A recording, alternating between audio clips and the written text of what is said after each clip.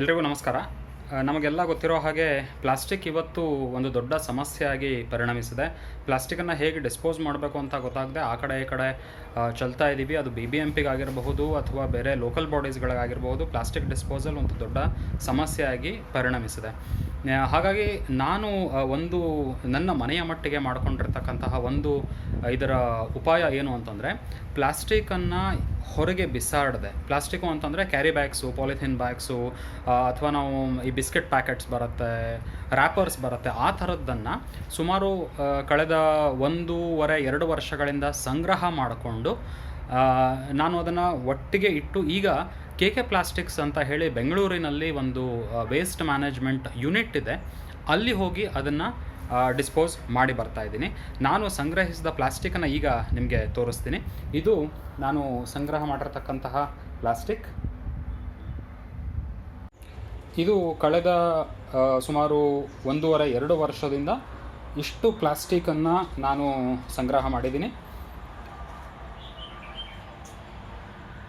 ಇದನ್ನು ಪ್ರತಿಯೊಂದು ಇದು ಶುದ್ಧವಾಗಿರ್ತಕ್ಕಂಥ ಪ್ಲಾಸ್ಟಿಕ್. ಅಂದರೆ ಇದರಲ್ಲಿ ಹಾಲಿನ ಪ್ಯಾಕೆಟ್ ಇದೆ, ಬಿಸ್ಕೆಟ್ ಪ್ಯಾಕೆಟ್ಸ್ ಇದೆ, ಮತ್ತು ರ್ಯಾಪರ್ಸ್ ಇದೆ. ಆದರೆ ಯಾವುದರಲ್ಲೂ ಕೂಡ ಈ ಉಳಿದ ಆಹಾರ ಪದಾರ್ಥ ಆಗಲಿ, ಮಸಾಲೆ ಪದಾರ್ಥ ಆಗಲಿ ಅಥವಾ ಕಸ ಆಗಲಿ ಇದರಲ್ಲಿ ಸೇರಿಲ್ಲ. ಕೇವಲ ಪ್ಲಾಸ್ಟಿಕ್ ಮಾತ್ರ ಇದರಲ್ಲಿ ಇದೆ.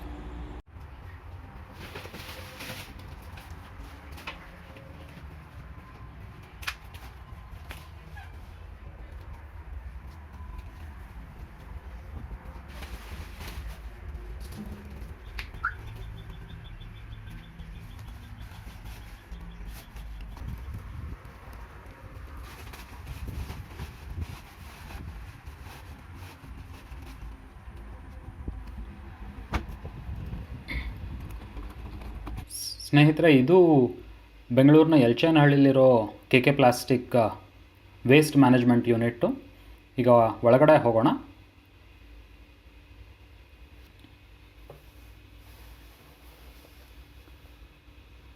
ಇಲ್ಲಿ ನೀವು ನೋಡಬಹುದು, ಎಲ್ಲ ರೀತಿಯ ಪ್ಲಾಸ್ಟಿಕ್ಗಳನ್ನು ಸಂಗ್ರಹಿಸಿ ಇಡಲಾಗಿದೆ. ಇಲ್ಲಿ ಪ್ಲಾಸ್ಟಿಕ್ಕನ್ನು ತಂದು ಅದನ್ನು ವಿಂಗಡಣೆ ಮಾಡಿ ಅದನ್ನು ಶ್ರೆಡಿಂಗ್ ಮಾಡ್ತಾರೆ. ಶ್ರೆಡಿಂಗ್ ಮಾಡಿಬಿಟ್ಟು ಈ ಪ್ಲಾಸ್ಟಿಕನ್ನು, ಇಲ್ಲೇನು ರಾಶಿ ಕಾಣ್ತಾ ಇದೆ, ಇದರ ಶ್ರೆಡಿಂಗನ್ನು ರಸ್ತೆ ನಿರ್ಮಾಣಕ್ಕೆ ಬಳಸ್ತಾರೆ. ಅಂದರೆ ಬಿಟುಮಿನಲ್ಲಿ 8% ಇದನ್ನು ಮಿಕ್ಸ್ ಮಾಡ್ತಾರೆ ಮತ್ತು ಪ್ಲಾಸ್ಟಿಕ್ ರೋಡ್ ಮಾಡ್ತಾರೆ.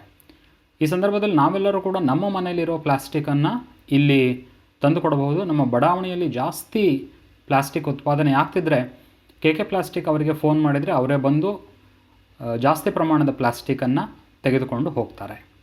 ಸ್ನೇಹಿತರೆ, ಇದು ನಾನು ನಮ್ಮ ಮನೆಯ ಮಟ್ಟಿಗೆ ಮಾಡಿಕೊಂಡಂತಹ ವ್ಯವಸ್ಥೆ. ಸಂಪೂರ್ಣವಾಗಿ ಸರ್ಕಾರದ ಮೇಲೆ, BBMP ಮೇಲೆ ಅಥವಾ ನಗರ ಪಾಲಿಕೆ ಮೇಲೆ ಈ ಕಸ ವಿಲೇವಾರಿಗೆ ನಾವು ಅವಲಂಬಿತರಾಗಿ ಎಲ್ಲ ಕಸವನ್ನು ಅವರಿಗೆ ಕೊಟ್ಟುಬಿಟ್ಟು ನಾವು ನಿಶ್ಚಿಂತರಾಗೋಕ್ಕಿಂತ ನಮ್ಮ ಕೈಯಲ್ಲಿ ಎಷ್ಟು ಸಾಧ್ಯ ಆಗುತ್ತೋ ಅಷ್ಟು ಕಸವನ್ನು ವಿಂಗಡಣೆ ಮಾಡಿ, ಅಂದರೆ ಹಸಿ ಕಸ, ಒಣ ಕಸ, ಅದನ್ನು ವಿಂಗಡಣೆ ಮಾಡಿ ಹೆಜಾರ್ಡಸ್ ವೇಸ್ಟ್ ಏನಿದೆ ಪ್ಲಾಸ್ಟಿಕ್ಕು, ಅದನ್ನು ಈ ರೀತಿ ಸಂಗ್ರಹ ಮಾಡಿ ಬಹುಶಃ ರೀಸೈಕಲ್ ಯೂನಿಟ್ಗಳಿಗೆ ಅದನ್ನು ಕೊಟ್ಟರೆ ಪ್ಲಾಸ್ಟಿಕ್ ಸಮಸ್ಯೆ ಏನಿದೆ ಇದನ್ನು ಸಾಧ್ಯವಾದಷ್ಟು ಮಟ್ಟಿಗೆ ತಹಬಂದಿಗೆ ತರಬಹುದು. ಮೊದಲಿಗೆ ಪ್ಲಾಸ್ಟಿಕ್ ಬಳಸದೇ ಇರೋದೇ ಒಳ್ಳೆಯದು. ಆದರೆ ಅನಿವಾರ್ಯವಾಗಿ ಬಳಸಬೇಕಾದಂಥ ಸಂದರ್ಭದಲ್ಲಿ ಈ ರೀತಿ ಸಂಗ್ರಹ ಮಾಡಿ ಅದನ್ನು ವೇಸ್ಟ್ ಮ್ಯಾನೇಜ್ಮೆಂಟ್ ಯೂನಿಟ್ಗೆ ಕೊಡೋದು ತುಂಬ ಸೂಕ್ತ ಅಂತ ಹೇಳಿ ಅನಿಸುತ್ತೆ. ಧನ್ಯವಾದ. ದಯವಿಟ್ಟು ನಮ್ಮ ಚಾನಲ್ ಸಬ್ಸ್ಕ್ರೈಬ್ ಮಾಡಿ, ಬೆಲ್ ಐಕನ್ ಒತ್ತಿ, ಲೈಕ್, ಕಮೆಂಟ್ ಹಾಗೂ ಶೇರ್ ಮಾಡಿ.